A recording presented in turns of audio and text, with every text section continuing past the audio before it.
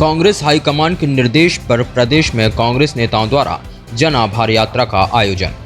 Madhya Pradesh Congress committee के अध्यक्ष व पूर्व मुख्यमंत्री कमलनाथ ने पिछड़ा वर्ग को 27% आरक्षण देने के सवाल को लेकर प्रदेश की भाजपा सरकार को घेरने के लिए समूचे प्रदेश में आभार यात्रा निकालने का ऐलान कर दिया है। उनका आरोप है कि भाजपा सरकार चुनौतियों का सामना करने की वजह अपनी जिम्मेदारियों से मुंह मोड़ रही है। जनता की समस्याओं की अनदेखी कर धर्मदाता के अंधकार में जनता को धकेला जा रहा है। आम जनता की समस्या, जनता पर हो रहे अत्याचार को रोकने के लिए कांग्रेस के वरिष्ठ नेताओं द्वारा प्रदेश में यात्राओं का आयोजन किया जा रहा है। इसी क्रम में मध्य प्रदेश कांग्रेस के महासचिव पवन पटेल जन संसद संवाद कार्यक्रम को लेकर दतिया जिले की उन्नाव तहसील पहुंचे। यहां पहुंचकर उन्होंने अपने संबोधन में शिवराज सरकार की कार्यशैली पर करारा हमला बोलते हुए कहा कि हमारे नेता कमलनाथ ने पिछड़ा वर्ग के लोगों को 27% आरक्षण देने के वादे को पूरा किया, जो शिवराज सरकार पिछले कई वर्षों में पूरा नहीं कर पाई। साथ ही उन्होंने कहा कि हमारी कांग्रेस सरकार जनता द्वारा चुनी हुई सरकार थी, जबकि वर्तमान शिवराज सरकार नोटों से चुनी हुई सरकार है।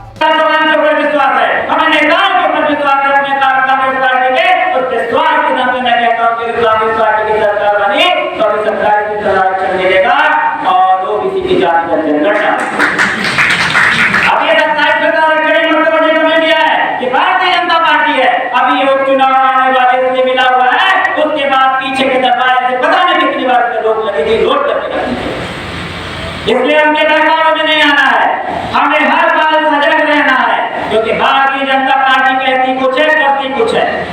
आप इतने चुनाव प्रचार जारी करेंगे, कोई भी भारतीय जनता पार्टी के नेता कभी अपने कामों पे वोट मांगता हुआ नहीं दिखाई देगा। कोई भारतीय जनता पार्टी का नेता कभी अपने कामों की बात नहीं करता है। कोई भारतीय जनता पार्टी का नेता कभी नहीं बोलेगा कि ये स्कूल कॉलेज खोले हमें वोट दो। कोई भारतीय जनता पार्टी का नेता नहीं बोलेगा कि जो 60 साल में भारत को कांग्रेस पार्टी ने बनाया, कंपनी को बनाया, उन्हें भी कंपनी को मैं बेच दे रहा हूं, मैं वोट दो। भारतीय जनता पार्टी के नेताओं ने अगर तुम्हें तो बोले अपने कामों पे वोट बोले, आज 2014 से आज कर रहे हैं, उसके बाद आज जवाहरलाल नेहरू की बात करते हैं, इंदिरा गांधी जी की बात करते हैं, कमलनाथ जी की बात करते हैं, आप उसके बाद की बात करते हैं।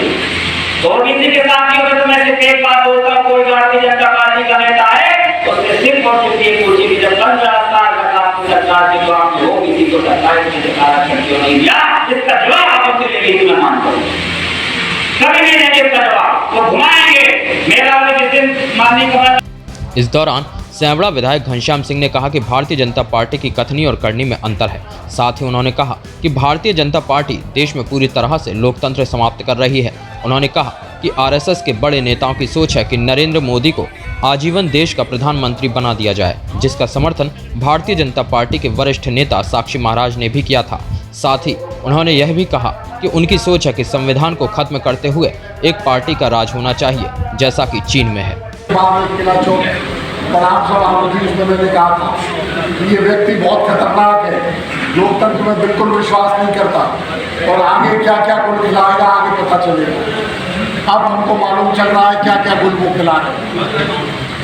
पूरी तरह से लोकतांत्रिक संस्थाओं को समाप्त कर दिया है, कमजोर कर दिया है, चाहे वो इलेक्शन कमीशन हो, चाहे सुप्रीम कोर्ट हो, चाहे और संस्थाएं, सबको कमजोर कर दिया है। और इनको अगर और ताकत मिली तो इनका सबसे गोपनीय और सबसे मुख्य एजेंडा हमारे संविधान को समाप्त करने का है, लोकतंत्र को समाप्त करने का। आरएसएस के बहुत बड़े नेता, शायद मोहन भागवत के बाद जो नंबर 2 है, मुझे नाम ध्यान नहीं आ रहा, उन्होंने आरएसएस के एक बड़े सार्वजनिक कार्यक्रम में कहा था, लगभग 2 वर्ष पूर्व या 1 वर्ष हुआ हुआ है, 1-2 वर्ष पूर्व, कि देश की पहचान हमेशा नेता से होती है और नेता अगर ताकतवर हो, नेता योग्य हो, सर्वमान्य हो, लोकप्रिय हो, तो फिर देश गौण हो जाता है और नेता का ही नाम चलता है। विश्व में सब जगह नेता के नाम से देश जाना जाता है। आगे उन्होंने कहा कि आज भारत में ऐसी परिस्थिति आ गई है, नरेंद्र मोदी जी योग्य है, नरेंद्र मोदी जी लोकप्रिय है, नरेंद्र मोदी जी पूरे विश्व के बड़े नेताओं में उनकी गिनती हो गई है, इसलिए अब भारत की पहचान विदेशों में नरेंद्र मोदी जी के नाम से है। इसलिए अब ऐसा स्टेज आ गया है कि अब चुनाव कराने की जरूरत नहीं है, आजीवन नरेंद्र मोदी को प्रधानमंत्री बना देना चाहिए। नंबर 2 जो पूरे भारत के आरएसएस के हैं, आप समझ सकते हैं कोई छोटे मोटे आदमी ने नहीं कहा। आज उन्नाव का कोई व्यक्ति, दतिया का कोई व्यक्ति, कोई छोटा मोटा नेता कह दे तो ठीक है, गैर जिम्मेदार है, लेकिन आरएसएस का नंबर 2 व्यक्ति कह रहा है, इसका क्या मतलब है? और फिर उसके बाद भारतीय जनता पार्टी के कई बड़े नेताओं ने उनका समर्थन किया। मुझे याद है अच्छी तरह साक्षी जी महाराज ने बयान दिया था तत्काल उसके बाद कि हाँ बिल्कुल सही कहा, नरेंद्र मोदी जी को आजीवन प्रधानमंत्री बना दो, अब चुनाव की जरूरत नहीं। तो ये जो उनका छिपा एजेंडा है कि संविधान सब खत्म करो, एक पार्टी का राज हो, जैसे चीन में है कम्युनिस्ट पार्टी का राज और कई देशों में है, ऐसे ही आरएसएस का राज कायम हो जाए भारत में, ये इनका गोपनीय एजेंडा है। और मैं मीडिया संस्थाओं में सबसे बड़ी संस्था जिसको उन्होंने प्रभावित किया है वो प्रेस है। गौरतलब बात यह है कि इस पूरे कार्यक्रम में कांग्रेस जिलाध्यक्ष अशोक दांगी बगदा नदारद रहे। इससे उनकी अनुपस्थिति कांग्रेस नेताओं में मुख्य चर्चा का विषय रही। इस दौरान कार्यक्रम में पंजाब सिंह यादव, जिलेदार सिंह, भानु ठाकुर, विष्णु गुर्जर, अमन सिंह ठाकुर, अमरीश वाल्मीक, सेठी साहू, अशोक श्रीवास्तव, सुनील पांचाल आदि कांग्रेस कार्यकर्ता उपस्थित रहे। वहीं कार्यक्रम का संचालन डॉक्टर टी के धर ने किया। दतिया से प्रशांत श्रीवास्तव की report, Bundelkhand today news, Jhansi.